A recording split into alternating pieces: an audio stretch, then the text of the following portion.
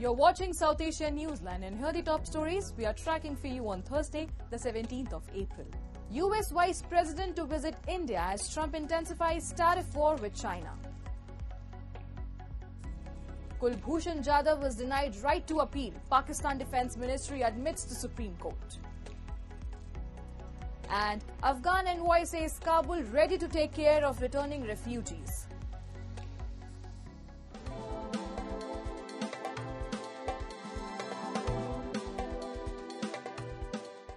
And now for all the details. US Vice-President JD Vance will meet Prime Minister Narendra Modi on a 4-day visit to India next week as the two countries negotiate a bilateral trade deal. The two leaders are scheduled to meet on 21st of April, the first day of Vance's trip.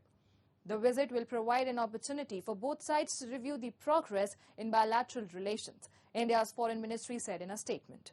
The Vice President will be accompanied by his children and wife, Usha Vance, whose parents migrated to the US from India's Andhra Pradesh.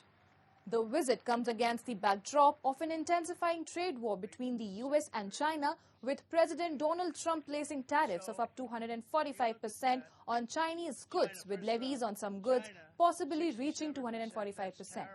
China has hit back with tariffs of 125% on US products.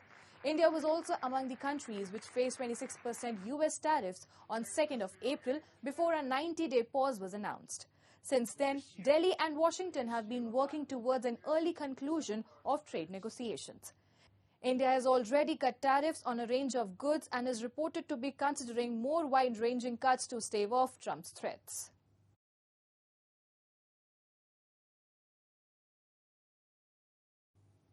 And amid the uproar surrounding the recently passed Waqf Amendment Bill, India's Minority Affairs Minister Kiren Rijiju has dismissed the claims as unverified. A report. As the hearing continues in India's Supreme Court over the Waqf Amendment Act over the petition filed by opposition parties, India's Minority Minister Kiren Rijiju has dismissed the claims made by them as unverified. In an interview with ANI, Rijiju said it is the government's duty to address and rectify any irregularities. He also clarified that the provisions of the Act do not pose any threat or harm to the Muslim community. He said people are spreading false news, unverified claims like taking over mosques, dargah by government.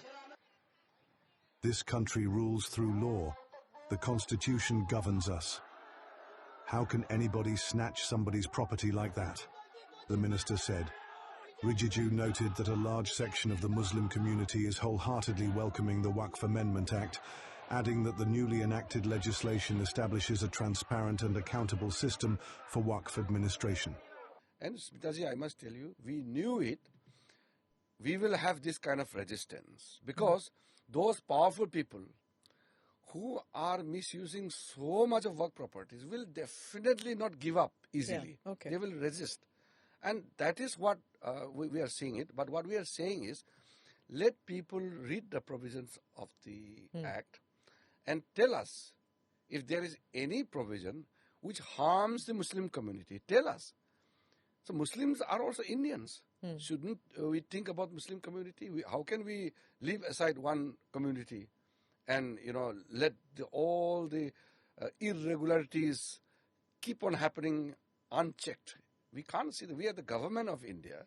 We have the responsibility to ensure that every citizen is taken care of, every community is looked after. The Waqf Amendment Bill 2025 was passed by Parliament earlier this month after marathon debates in both Lok Sabha and Rajya Sabha, seeking to streamline the management of Waqf properties, with provisions to safeguard heritage sites and promote social welfare. The bill was later given assent by President Draupadi Murmu. However, parties of the India bloc strongly opposed the bill, terming it unconstitutional, challenging its validity in the Supreme Court. Pakistan's Defence Ministry has told the Supreme Court that Indian national Kulbhushan Jadhav was not granted the right to appeal his death sentence, as the ruling by the International Court of Justice focused only on consular access. According to a report by The Dawn, this came during a hearing on the rights of Pakistani civilians convicted by military courts, with petitioners claiming Jadhav was given more legal privileges than Pakistani citizens involved in the May 9, 2023 violence. Defense Ministry Counsel Khwaja Haris Ahmed clarified that while the ICJ directed Pakistan to provide consular access citing a breach of the Vienna Convention, there was no order for granting an appeal.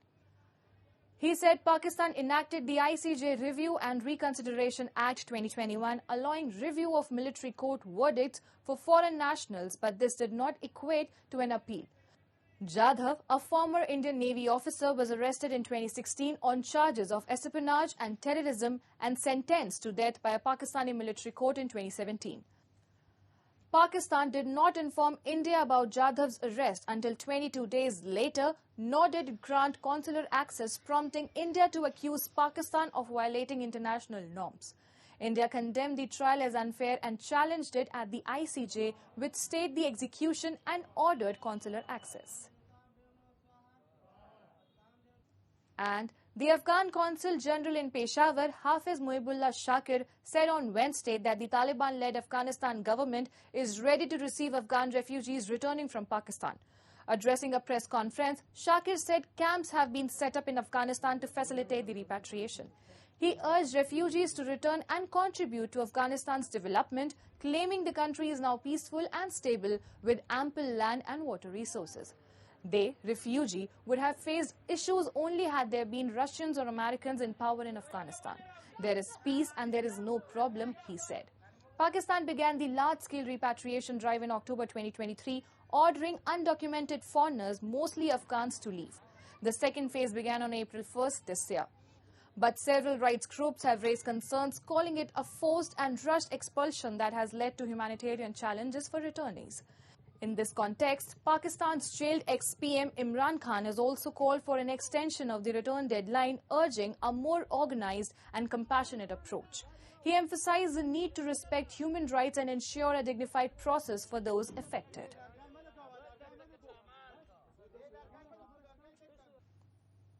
Moving on. Amid strained India-Bangladesh ties, Supradip Chakma, advisor in Bangladesh's interim government, has said the recent meeting between Chief Advisor Muhammed Yunus and India's PM Narendra Modi brings hope for better relations. In an interview with ANI, he emphasized strong cultural and linguistic ties, suggesting people-to-people contact can ease tensions. Talking about PM Modi's concerns regarding the safety and security of minorities, Chakma, who is the only non-Bengali and Buddhist person in Yunus' cabinet, said the majority community must take a proactive, positive role to rebuild confidence among smaller religious or ethnic groups. He said he believes that when the majority fosters trust, minority communities will feel secure, highlighting his own presence in the cabinet as a testament to this approach. Relations between India and Bangladesh have been lukewarm after Sheikh Hasina, a close ally of New Delhi, was ousted by protesters. Following her ouster, Yunus has assumed power as interim government chief. However, he has been under fire over law and order situation in the country, especially over the attacks on minorities and Hindus considered traditional supporters of Hasina's Awami League. India, which has the largest Hindu population, has urged for safety of the minority communities in Bangladesh. That is the basic, you see. With the two neighbors, we have a good relations since the creation of this nation. So it is a prime step for two of us. I seriously believe that the two leaders met together and talked very positively between us. So this will definitely yield some good hope, aspiration of two nations and two people. I seriously believe in engagement, and this engagement, I know that will give a good result. Moving on. A 31-year-old Japanese national working as a human resource consultant in India is aiming to create a Guinness World Record of covering the largest distance by dribbling a soccer ball across 5 states, including West Bengal, Jharkhand, Bihar, Uttar Pradesh and New Delhi. Nozmu Hagihara started his dribbling journey from Kolkata last month and wishes to cover a distance of 1,242 miles by May 15. His final destination is the Japanese embassy in New Delhi, he said on Thursday. My challenge is dribbling football.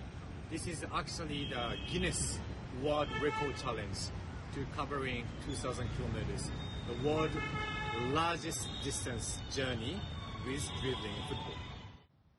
Enthusiastic about soccer, Nozomu said he used to be a professional athlete in Japan's Okayama city before moving to India for work. He also used to coach children while managing a project in India's Bihar state.